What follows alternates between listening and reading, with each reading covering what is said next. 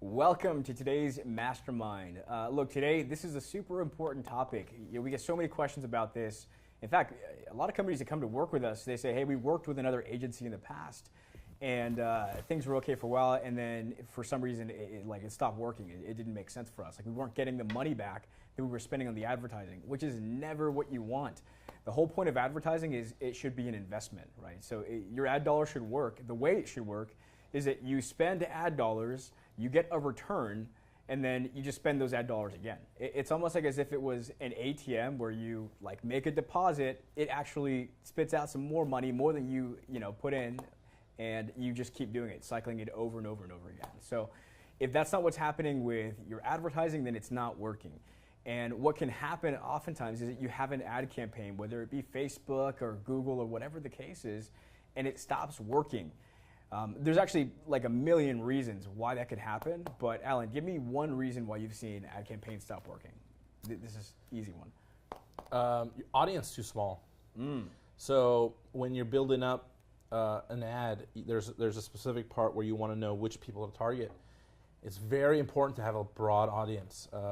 What happens is if you have a small audience, I would say in the thousands, 5,000, 10,000, for example, it's gonna reach all those people relatively quickly, and then what's gonna happen is it's gonna start showing that ad multiple times to that person. So your ad will eventually not perform as well. So audience is an obvious one. Yeah, and it's a little easier to tell that that's happening on some platforms than another. Like I'll tell you that the first time I ever ran into that was on Facebook, and I had someone who wanted to run an ad, and it was just for their town locally.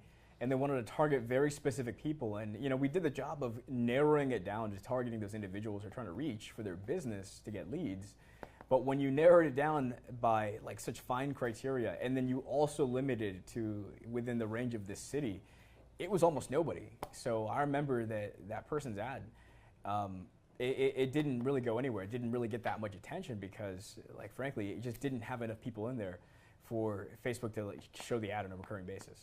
Yeah, but there's a quick solution to it. So let's say, for example, you uploaded your audience. So let's say you have 5,000 people who've purchased from you before, and you have a new product, and you want to show that to the same people. One thing you can do is build custom audiences or lookalike audiences. So we can rely on Facebook to provide people that look very similar, up to 1%, 5%, or 10% of that actual audience, and it actually does a very good job at that. So your 5,000 audience can now become 500,000. It's a great way of providing data for Facebook, and then them allowing you to make your audience bigger. I mean, the game plan is to have something that's potentially evergreen, that you're not constantly changing ads. We have many successful ads, believe it or not, that are running since August, or 6-8 months. Just because the audience is broad, the content is great, the creative is amazing, and it's obviously a product that works. I mean, that's a home run. Yeah, so here's another note about that. Like, you could have the best creative, I mean, it could have like the perfect copy, it could be the best written ad, the image is perfect and it's super appealing, it's disruptive, it catches somebody's attention. But if the audience size isn't big enough, then it's not going to cycle through people that you want it to, because not enough people on the list. Or even worse, and probably it'll happen at the same time, it'll cycle through the same people over and over and over and over again. And they're going to run into what's called, like, we call it ad exhaustion. Like, they're not going to click on your ad. If it pops up in your feed 10 times in a week, like, you're just sick of seeing it. You're getting into the pattern of it pops up and you don't even want to be associated with it. You just scroll right past it. It's the opposite of what you want to do with your advertisements. You want to stop somebody from scrolling through the feed. You don't want to get them to scroll immediately when they see your ad. Right. Yeah, people experience ad fatigue. So it's seeing something that it could even be let's put it this way. It's not just an ad that you've seen over and over again. It's a similar type of ad, even if you copied someone else's ad. If it's a similar themed ad, it still can fall under that fatigue because, this brand does it, I'm going to do something very similar. It's just, a comparison, an example I can give you is they have this dancing hairy monster video I see everywhere. Now I've seen 4 or 5 companies doing the same thing. And as I'm scrolling by, I don't even know who's it for now. It's not the right way to do it. But yeah. Yeah, I mean, think about things that used to work in the past. Let me give you an example. So way back in the day when emails, you just didn't get flooded with emails, to the point where you just ignore your inbox, it depends. You had those spam emails that used to come in. Hey, I'm a prince from Siberia, whatever country, and send me X amount of dollars and I'll give you part of my inheritance because I need that money to travel back home and claim my inheritance. That worked on some people. I mean, it was a scam, but it legitimately worked on some people. But it got to the point where it was used often enough people fell for it that it just became a joke, right? And then nobody ever could take that seriously. Now, we use it kind of as a stigma, and that's an example of something that, hey, at some point in time it worked until people saw it, got used to it, and now they completely disregard it. So that's one way is to have too small of an audience, which would get a lot of people, or no, very few people to see that ad multiple times, and it completely makes them start disregarding that ad and maybe other similar ads. That's one reason your ads may not work. Here's another one. The rules change. Man, like we've had so many clients come to us and they'll specifically say, hey, I was spending $30,000 a month on Google ads, and back in April, the rules changed and literally everything we were doing stopped working. I had a health company who they couldn't run any of their Google ads that they were running back in April of 2018, and they completely had to switch. And they came to us for social advertising because they were doing it all through search traffic on Google, and they just couldn't do it. Literally, so what they were advertising, it was like banned under the new rules, and that's it. Overnight, every operation shut down. They couldn't move forward until we had something new set up for them. Have you ever run into a situation like that? All the time. So I'll give you an example. A lot of e-commerce, there's a new change that happened in the last couple months that affects your ads performance. So if you're not shipping the product usually your ad had nothing to do with whether your product was shipped out, but now Facebook is all about user experience and will constantly, if you're going to see something change on Facebook, it's because of user experience. Even though it's a big money-making machine, they would rather sacrifice money than have a better user experience, because ultimately that's what's going to keep people on the platform. So, for example, you'd purchase something and then Facebook will send a survey to them asking them 5 days later how they enjoyed the product. So if they replied that they didn't like the product or the quality was poor, or even worse, they haven't received it yet, because a lot of companies are shipping from China and it takes 3 weeks. So Facebook is going to lower your relevance score, lower the performance, raise the price, do whatever they can to penalize you because you are not on top of that client.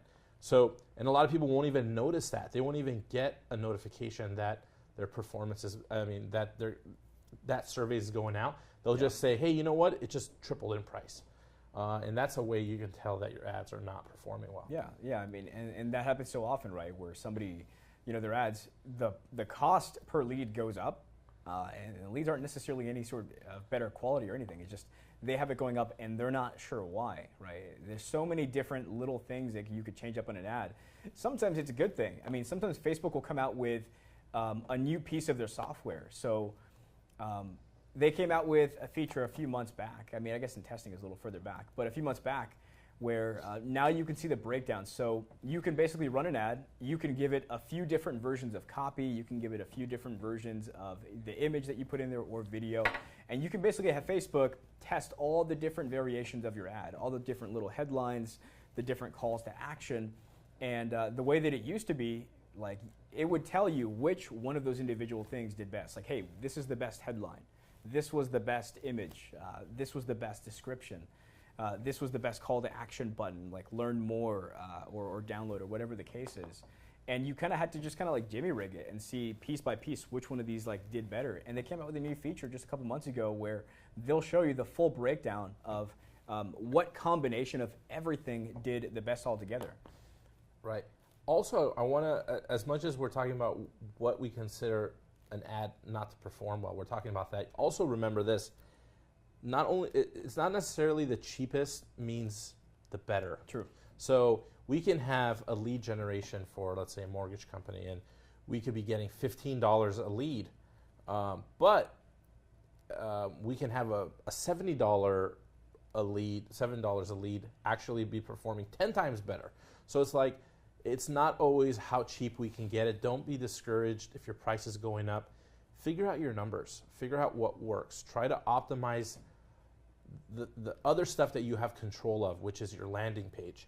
I mean, believe it or not, how fast your page loads affects the price of your page, because it will it will charge you based on how many people actually visited your page. And if people are bouncing really fast, the page is 2 seconds. The attention span is so intense right now that you need every millisecond on your page. You can't just fill it with, a JavaScript and all these codings, because people are not going to like that.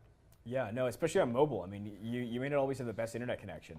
And if it takes like 2 or 3 seconds and a page isn't loaded up, I mean, I'm hitting the back button. Most people are.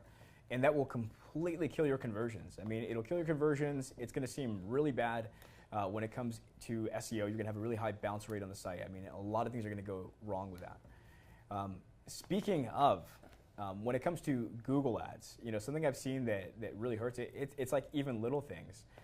With Google Ads, things that I've seen stop working, using too many capital letters in your ad, like literally capitalizing like buy now or free, like that you might do in your ad copy. Little things like that can completely stop your ad, where maybe it was approved, but it just doesn't get impressions. Like it doesn't actually get put in front of people. And maybe it even runs for a little bit.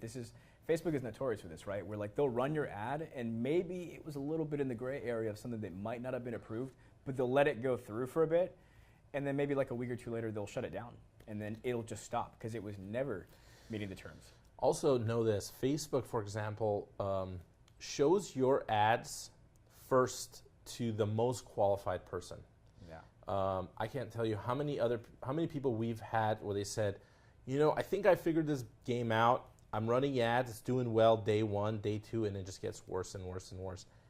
Everybody that we talk to, the conversations we have is, we can't figure this stuff out. You're not alone. Facebook delivers who the ideal customer is to you first. They're your lowest, I hate using the term lowest hanging fruit. It's always in every conversation we have, but they give it to the most ideal client, and then it just kind of just gets worse and worse. So yeah, very, very important. Okay. So here's the next one. Another reason we've seen complete ad campaigns get just stopped dead in their tracks. If the tracking code on a website, so let's say you're sending somebody to a landing page where they need to opt in. The way these campaigns work is there's a code on the site someone ends up on, and it tracks who hits the page so that Facebook can find more similar individuals, and they can see whether someone was successfully opting in or not to get you the right people. And Google can do the same thing with Google conversions. But the tracking code on the page, I've had this happen where the person who's managing the page, they changed one letter on the code by accident, and it just didn't send any data back to Facebook, and now the whole ad was completely useless. So it was a really well performing ad, and then out of nowhere it broke. Nothing in Facebook was wrong. I looked through it, everything was great, and everything seemed fine. And it's sometimes those little things. So, I mean, if something's not working, you have to trace it down. In this case, it's literally the code on the site. So Facebook has these bots that crawl pages, and they look for errors. They look for pixels and code that's improperly installed, and also looks for certain keywords. So they'll look for words like millionaire, look for a word like you, and will either turn off your ad if it's not compliant, or have it manually reviewed, or even, there's a 20% rule in Facebook where your image has to have less than 20% text on it, or else it's just going to perform bad. So there's multiple things you need to look out for with the bot. I'll tell you one thing super interesting where we've actually ran images and we can't figure out. We think it's the audience, we think it's the landing page, but it'll be a peach-colored image, and Facebook, we would have a high-level rep look at it and see what the issue is, and they'll say, Facebook's algorithm thinks it's flesh, so it could potentially think it's like some naked person. Or- So yeah. they will hit that ad as a precaution and say, hey, it's not, we don't like it, figure something else out. Yeah, I mean, I've had that happen. Before and afters, like sometimes again, it'll let things go through, and there's things that you technically they don't allow. Something else that they started doing with Facebook specifically is they used to really just mainly pay attention to what you had in your ad, and it was mainly about your ad copy and what you had in your creative. But something they've started doing in like the last 6 months or so, maybe a little longer, is they pay attention to the pages that you're sending somebody off-site. So if you're sending someone to a landing page, and on the landing page you have all sorts of things that goes against their policies, they'll start flagging your ad and shutting them down, even though everything you look at your ad, it meets their terms and conditions. But when either their bot goes through it or somebody manually goes through it and hits a landing page and they see a before and after photo, something that's not approved, they'll shut you down. You need to even have disclosures on the bottom that we're not that your company's not affiliated with Facebook. There's things such as auto play on videos.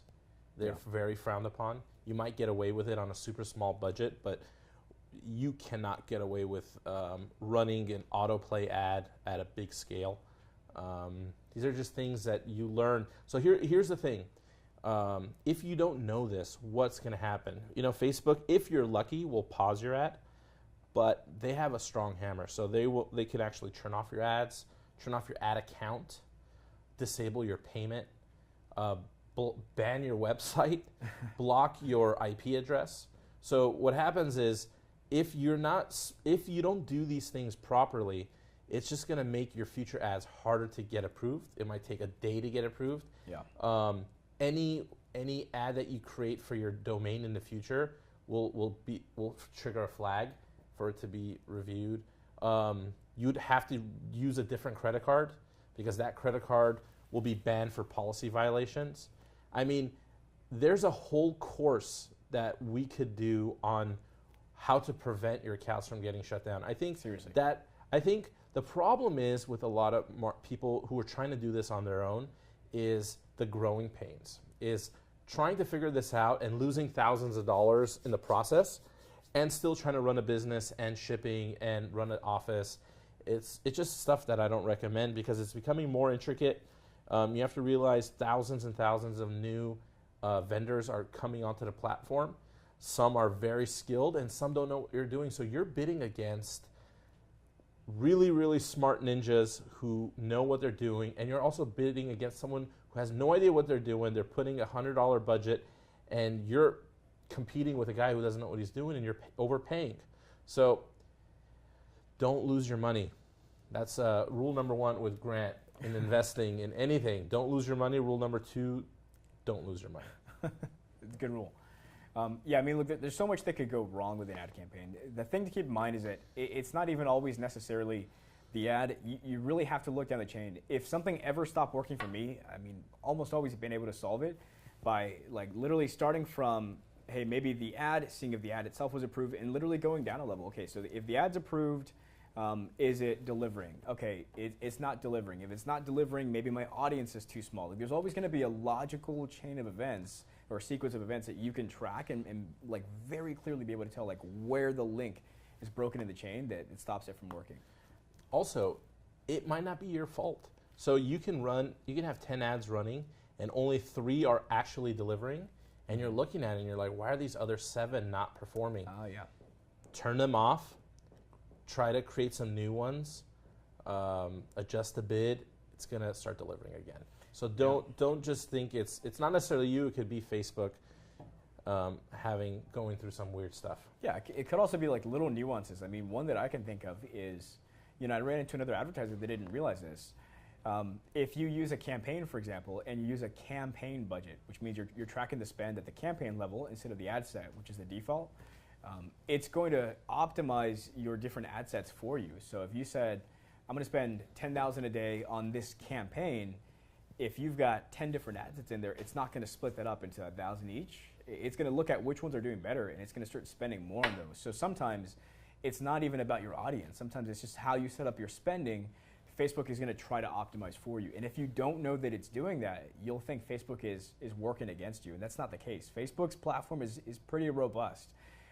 They want you to do well with your ads. I mean, the point is they want you to spend more, and they know that you'll spend more if you're successful with it. But those are just some of those little nuances that you have to learn, and like you really have to like dig into the platform to understand and just know.